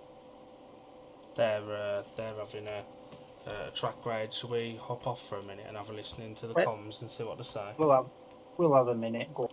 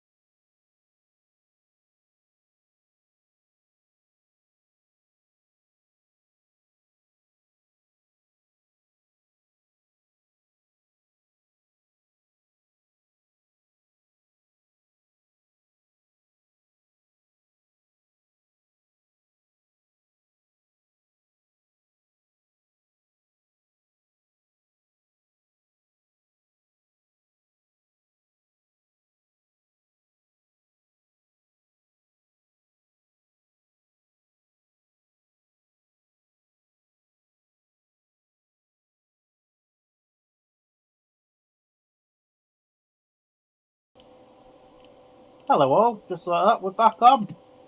And we're cracking on with the action here, heat number 17. It's always a good sign when there's no rain on the camera. Always helps, doesn't it? Drew Kemp getting himself positioned there for his final qualifying race. And he should be looking to get that unbeaten streak back on track after a little blip in his last ride out. I think he just missed the gate. Dan Thompson absolutely nailed it, and it's easier when you're in front and you can dictate your line. Yeah, 100%. You know, every speed rider tells you speedway's easier when you're in the front. And Does Ashton Bowden come out in blue? probably not. I'm expecting to see Matty Marson. Ashton Bowden's listed. I don't think he'll be here. I'll be honest. Unless he's just seen Joe Thompson's last place there and thinks he can get himself a point here. And Joey's off that unfavoured gate 3. Full line up going off the inside gate in red. Drew Kemp. Gate 2 is meant to be Ashton Bowden. Gate 3 Joe Thompson. And off the outside, I missed it. Leon Flint. Flinty! I knew it was somebody. Could be a good battle between the in and outside here, I'd say. Leon's not really making starts, which he's notoriously good at doing. No, I don't think we're having a reserve. I think it's 3 riders only. he's been consistent, to be fair, as Leon. Yeah, looks like we're going with 3 riders only then. Has Matt Marson just not turned up? Probably not. Red lights are on. No. Ashton's going to be disqualified. Red lights are off. What's going on now? Ashton's gave up and he can't be asked. Red lights are off. Drew's off. Nobody really knows what's happening. Only they had contact with it. That cloud does not look very friendly. It's a bit dark, innit?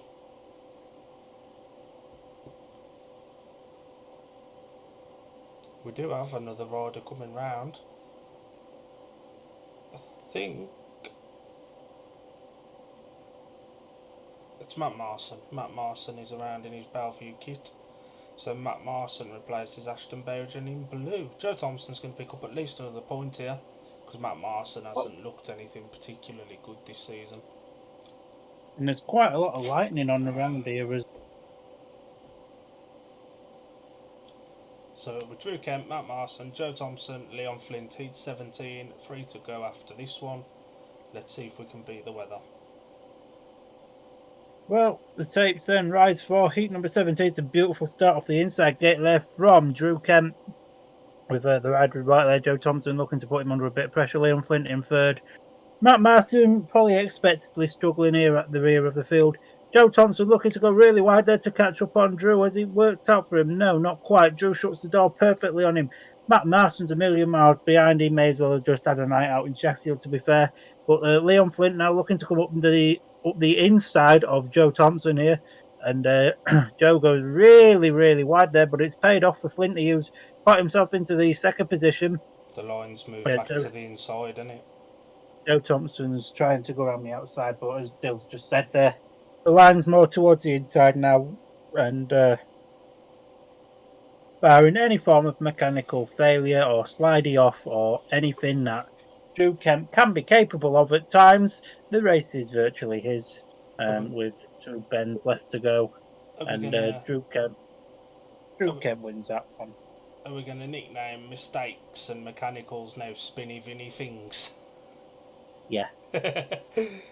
Good ride from Drew there. Drew gated and Flinty gated, but Flinty ran really wide in the opening turn, and Joe just a little bit more narrow, but as we called in the race there, the lines moved back down low now. There's not a lot outside anymore. Drew Kemp qualifies for the British final with one point dropped. The only question now is, will Dan Thompson go through the card unbeaten? Who's he got in his last race? We'll find out in Heat 20, but he's against Spinny Vinny, Simon Lambert and Lewis Kerr. I'd expect him to win that. Result of Heat 17 was a win for the rider in red, Drew Kemp, second in yellow, Leon Flint, and third in white, Joe Thompson with Matt Marson. Not too far cut a field there, to be honest. And we are cracking on now. It looks like the rain has stopped, to be fair, and the track's behaving itself. Yeah, I think we will now get all 20 races Who's done. supposed to be in blue here? Meant to be Alfie Botel, Yeah, but but it's he's pulled actually out. Freddie Hodder. He's pulled out, yeah. Heat 18 riding off the inside gate in red, 6 points. Connor Mountain, gate 2 in blue reserve in for Alfie Botel. Freddie Hodder with 1 point. Gate 3 in white, Jason Edwards on 6 points. And off the outside on 6 points as well, or 5? Who is it? Sam Haygard. Yeah, 1, 2, 3, 4, 5. 5 points. So it's Jason Edwards needs a win here. Connor Mountain needs a win here. Sam Hagan needs a win here. Obviously, all three of them can't win it, so Jason Edwards, I'd probably say, is off the least favoured gate. I'd say Connor Mountain maybe off the favoured one, with the line being down low now. So it could all be But just stacking so up we're in not, Connor's favour. just so we're not giving any favouritism here, Freddie Hodder could also do the win here as well to boost his Leicester score from 2 races. So start marshal about to walk away for heat number 18.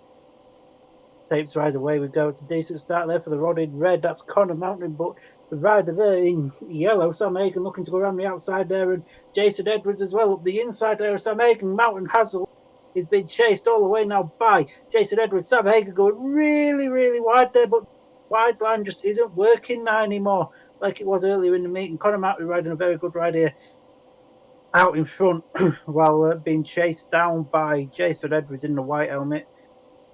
It's a very, very good defensive ride, this from Connor, and if anything now is just about extending his lead over Jason. Oh my god, the line's moved back down. Jason goes wide. Yeah, what Dill says. Connor Mountain's riding a superb ride here out in front. We've got one left to go. I think this one's virtually settled with barring any form of spinny vinny things that could happen. Connor's got this one in the bag with Smiley Jason second. I don't think that's enough for James. Moves him on to 8 points. There were already riders on 8 points in the top 6, so I don't think that's enough. That moves Connor Mountain on to 9. He'll be there or thereabouts. I think Jason Edwards is probably out of contention. Sam Hagan went really wide. He just doesn't seem to be able to ride the inside line around here. No, that's probably, to be fair, what's cost him his team place here. The result of Heat 18 was a win for the rider in red, Connor Mountain, second in white, Jason Edwards, and third in yellow, Sam Hagan. Heat 19 now, coming to the start. Penultimate race of the night. We're nearly done, guys, unless obviously run off. Is that Craig Cook? Yeah, he's gone better as the meeting's gone on. That he has. 8 points from 3 rides, or 8 points from 4, whichever one sounds better, because he was crap in his first one. He's got it right after that, though. Jilksy, what's he on? Jilksy, what number is he? Number 6, 3, 4, 5. He's got 8 points. So a point or two here would do him the world of good, as is the case as well for Craig Cook. And with all due respect to Daniel and Ablett, you'd expect this to be the top 2 out of this race. The lineup off gate number 1 in red, 8 points. Craig Cook, gate 2 in blue, 3 points. Daniel Hume, gate 3 in white, also on 3 points. Nathan Ablett, and off the outside in yellow, also on 8 points, is Dan Gilk. So you'd expect the riders in red and yellow in this one to both qualify for the British final. But we've got Berwick versus Kent past and present here. Yeah. Yeah, you'd expect red and yellow to dominate this race, but man, you Nathan Ablett shocked the world and won his last one.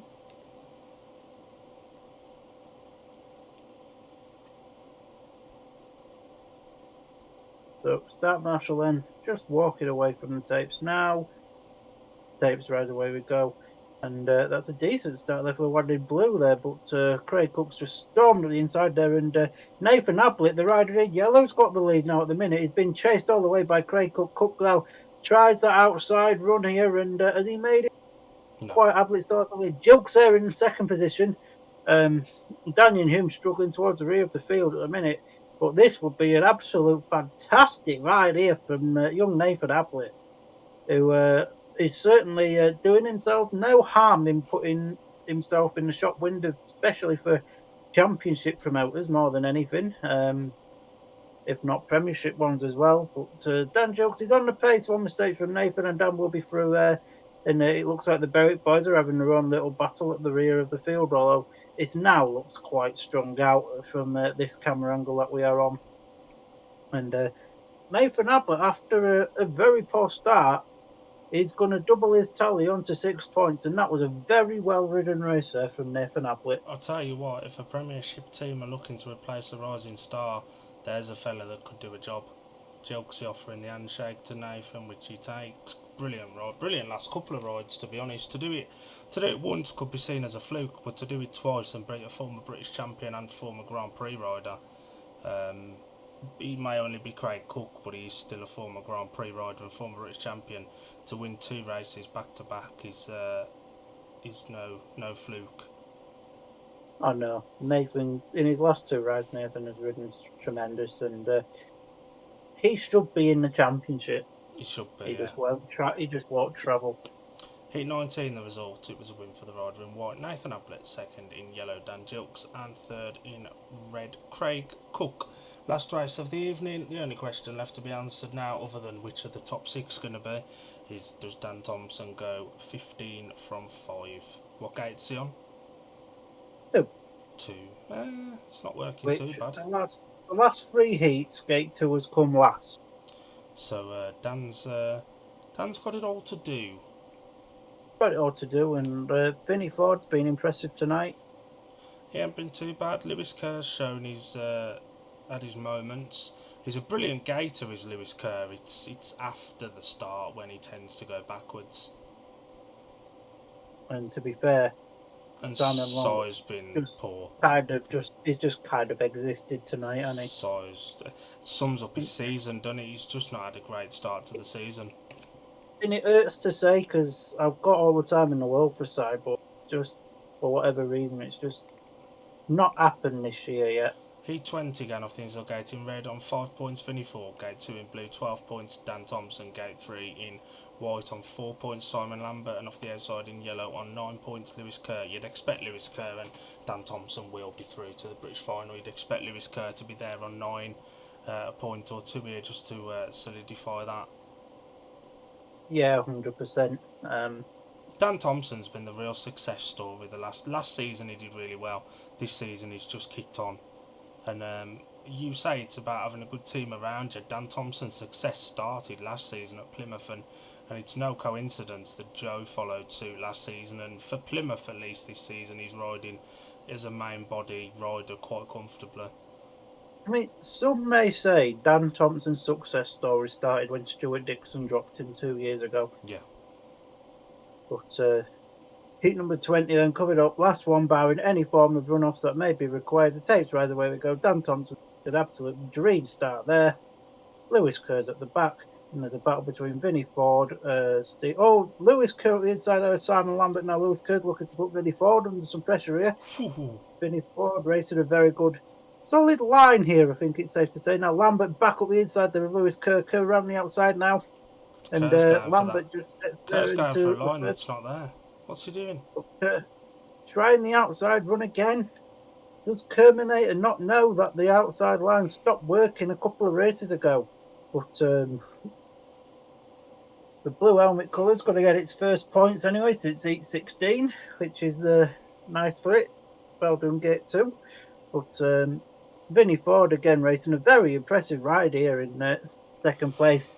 Not that he's got much competition. The big battles at the back between Simon Lambert and Lewis Kerr, which at the minute Simon Lambert is currently winning that battle, which we haven't spoke about that enough this season. Simon winning something. I think Lewis Kerr might have nicked that. I think Kerr's just got that. I'll wait for the official one of that, but Dan Thompson completes a faultless 5-ride maximum as a nice little sign language gesture for what happened a couple of years ago when he was released, and I think that's turned out to be the best thing to ever happen to him. Oh, it is 100%. But a quality night there for Dan Thompson. You can't fault his efforts at all tonight. I want to see who got third. I don't know. if Si's held on to that or not, and they show us a I think front ankle. Yeah, Si's just Si's shut got off that to by about half a bike. Si's got it by about half a bike. poor boy. Heat number 20 was a win for the rider in blue, Dan Thompson. As soon as they flash up the rest of it, there we go. Second in red was Vinnie Ford, and third in white, Simon Lambert. Lewis Kerr at the back, but I think he'd done enough. If you want to tally up the scores and read out the top 6, or we're just going to wait for him to come on the screen. We'll just wait for him to come on the screen because. Ask and we shall receive.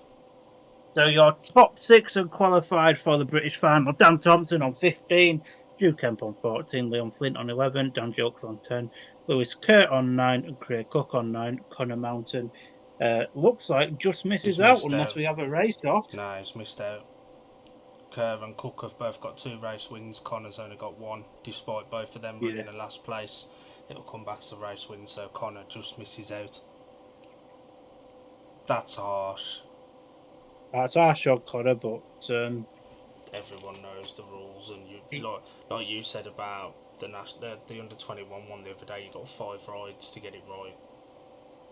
You have, and no, that is a promising sign enough from Connor because he's had a poor start to the season with Scunny, in my own unvalid opinion.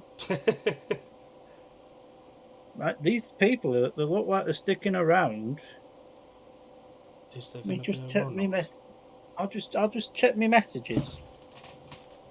I'd be interested if there was, because if it's riders on 9, is Jason Edwards on 9 as well? Edwards 3, 4, 5, 8. 8. So it could be a 3-rider run-off here if there is a run-off. And I always think the run-off is the satisfactory way to do it, but it's not always the case, is it? Oh, we love a run-off. Unless these are sticking around for the podium. Mm.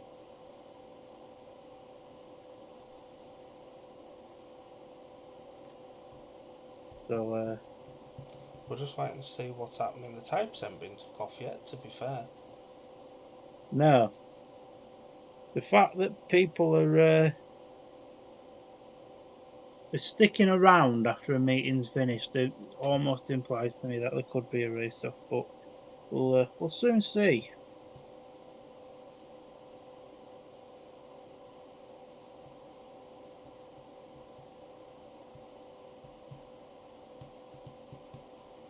And just a quick reminder, we're back on Monday with a double header. We are from Oxford and Birmingham at around 12:45, and then live again from Birmingham versus Oxford at around 7:20, which I'll be doing whilst on holiday. But such are the wonders of life. It's a bank holiday. The forecast looks decent, so we may as well do something a bit different. There's a few double headers in the Speedway world, so we thought we'd have a crack at one as well. Well, yeah, we may as well. Oh, I've just been told that we are having a run-off. Oh, we've got an extra race. We've got an extra race. So we'll stick around for the run-off. Between Lewis Kerr, Craig Cook and Connor Mountain. And based off of the last rides, respectively, Connor Mountain should be favourite for this run-off. 2 spots up for grabs and 3 riders going for them.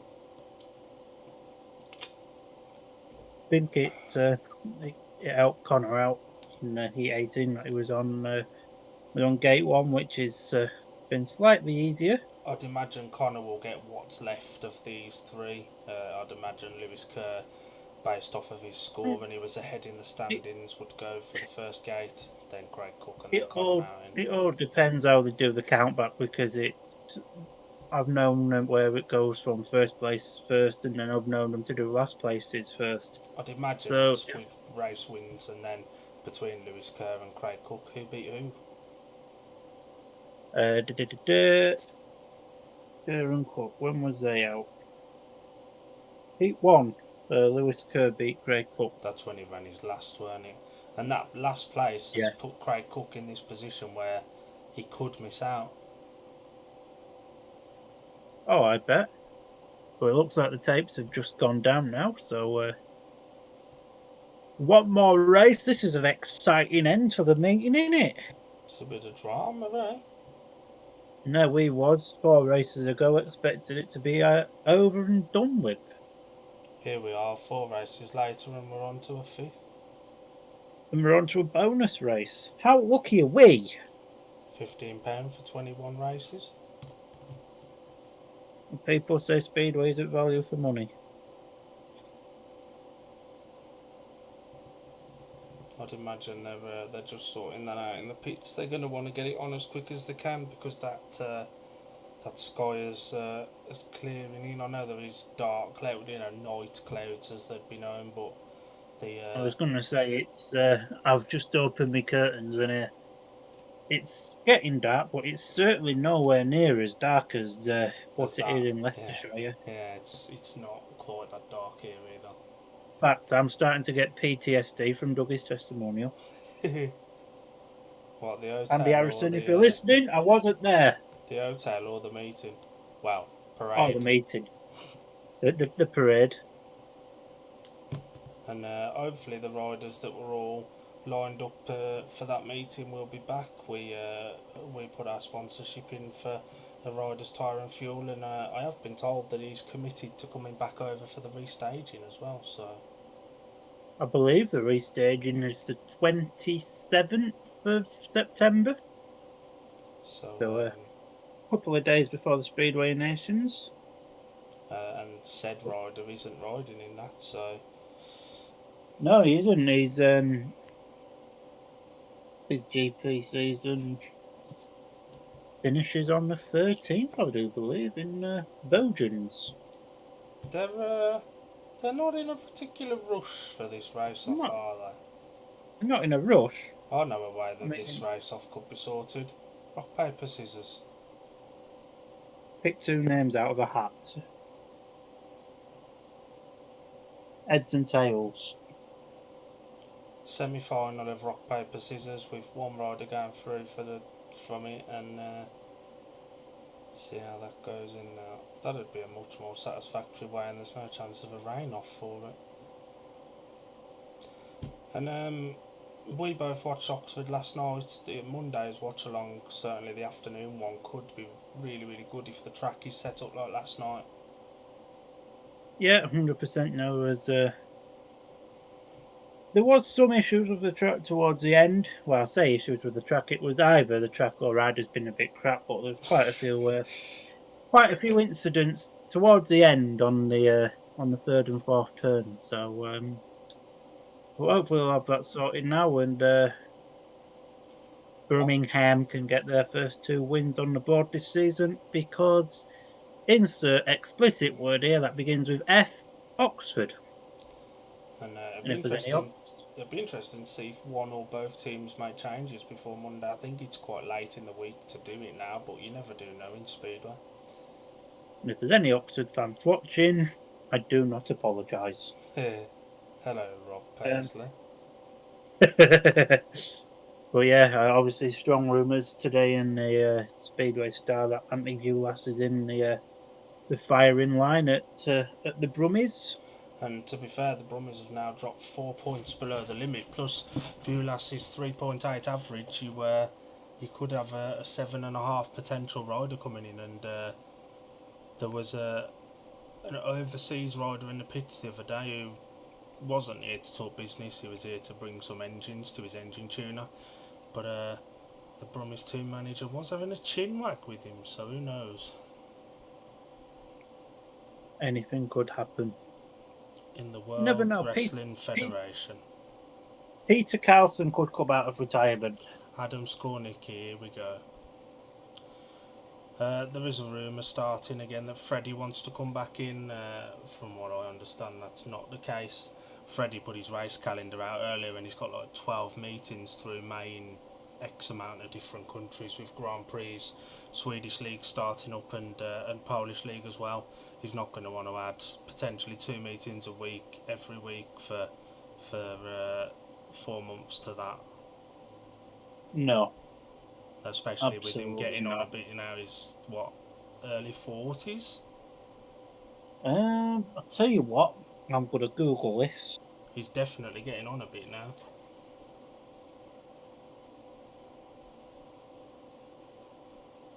Frederick Lindgren, the Speedway rider, 39 years of age. Yeah, he's around about the 40-point mark, so And his actual name isn't Frederick Lindgren. it's Jan. Jan Frederick Tobias Lindgren. Yeah. So he has two names of legends, and he goes for Frederick as his first name. Justice for Tobias Thompson, if you ask me. He couldn't have Steady Jan or Steady Tobias, could he? Steady Freddy. Rolls off the tongue. Rolls off like flying Ryan. I don't quite think Tobias Lindgren would go on to the streaming service and says we're going to scare the insert explicit word here at Oxford fans. Yeah.